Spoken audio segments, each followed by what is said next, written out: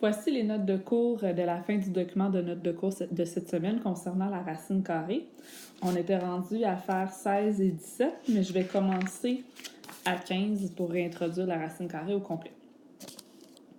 Si nous avons une équation où la variable a un exposant, que fait-on? Par exemple, x à la 2 égale 36, ça pourrait aussi être a à la 2 égale 36.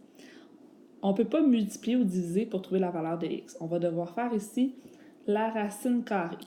On sait c'est quoi qui multiplie par lui-même donne 36. C'est 6, car 6 fois 6 égale 36. Donc 6 à la 2 égale 36. Donc le x, c'est 6. Ce qu'on fait des deux côtés de l'égalité comme opération, c'est la racine carrée. Donc la racine carrée annule l'exposant 2, donc il reste juste x à gauche, et à droite, il reste 6. Tu feras le test avec ta calculatrice également. Donc, en classe, vous avez trouvé les réponses avec votre calculatrice. C'était 3, 7 et 9. Puis, ça se faisait aussi mentalement ici parce que c'était les petits chiffres de vos tables de multiplication. Ensuite, je vous avais dit de modifier un petit peu les deux premières équations à résoudre parce que les exposants n'avaient pas été placés en exposants. Donc, je les ai réécrits en noir. Donc, pour x2 égale 121, si on fait la racine, ça va faire x égale 11. Pour l'équation B, je vous avais dit, imaginez, c'est comme des x, mais ce sont des x2. On veut les mettre ensemble, comme quand on isolait le x dans une équation. Donc, je vais faire plus 2x2 de chaque côté. Il va me rester ici moins 1 plus 2, ça va faire 1x2 égale 49. Ensuite, si je fais la racine carrée des deux côtés, x égale 7.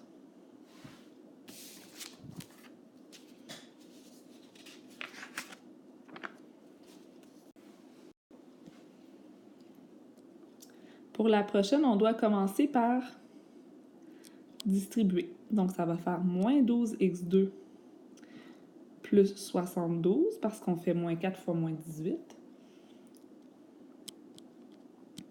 Et ça, c'est égal moins 5 fois... C'est plutôt égal. Donc, 5 fois moins 3, ça fait moins 15x2. Et 5 fois 63, ça ferait 315. Donc, on veut avoir tous nos x à gauche. Je vais faire plus 15x2 des deux côtés. Donc, je fais exactement la même méthode qu'on faisait quand on avait juste des x. Ça va me donner 3x2 plus 72 égale 315. Si je fais moins 72 des deux côtés, j'obtiens 3x2. 3x2 égale 243. Je vais continuer ici.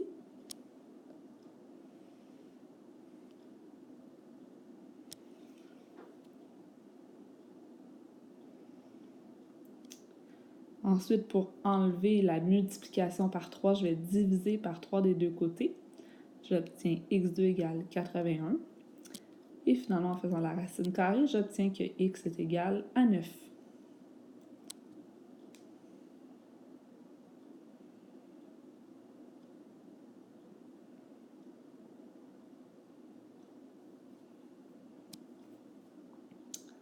La formule d'air d'un carré, c'est côté à la 2. C fois C. Si on sait que l'air est égal à 144, 144 est égal au côté à la 2. Donc, pour trouver la mesure d'un côté, je vais faire la racine carrée, je vais trouver que C est égal à 12.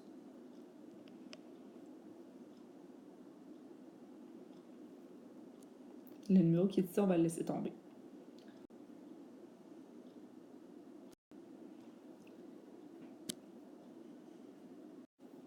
Ici, on a une table de valeurs.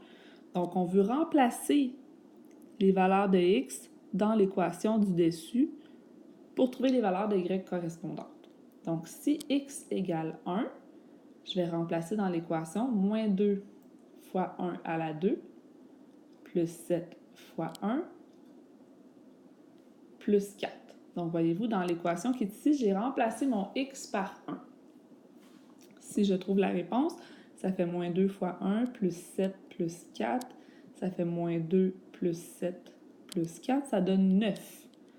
Donc, quand x vaut 1, y vaut 9. Ensuite, si x est égal à 2, donc moins 2 fois 2 à la 2, plus 7 fois 2, plus 4. Ici, 2 fois 2, ça donne 4, donc moins 2 fois 4, plus 7 fois 2 qui me donne 14, plus 4. Ça fait moins 8 plus 14 plus 4, ce qui donne 10. Donc, quand x vaut 2, y vaut 10.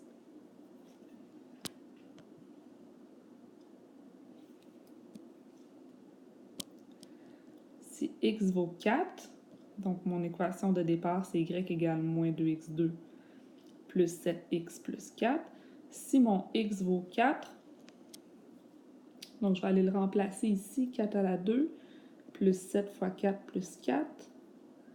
Ça va faire 4 fois 4, ça fait 16. Moins 2 fois 16, ça fait moins 32. Plus 28, plus 4, ce qui donne 0.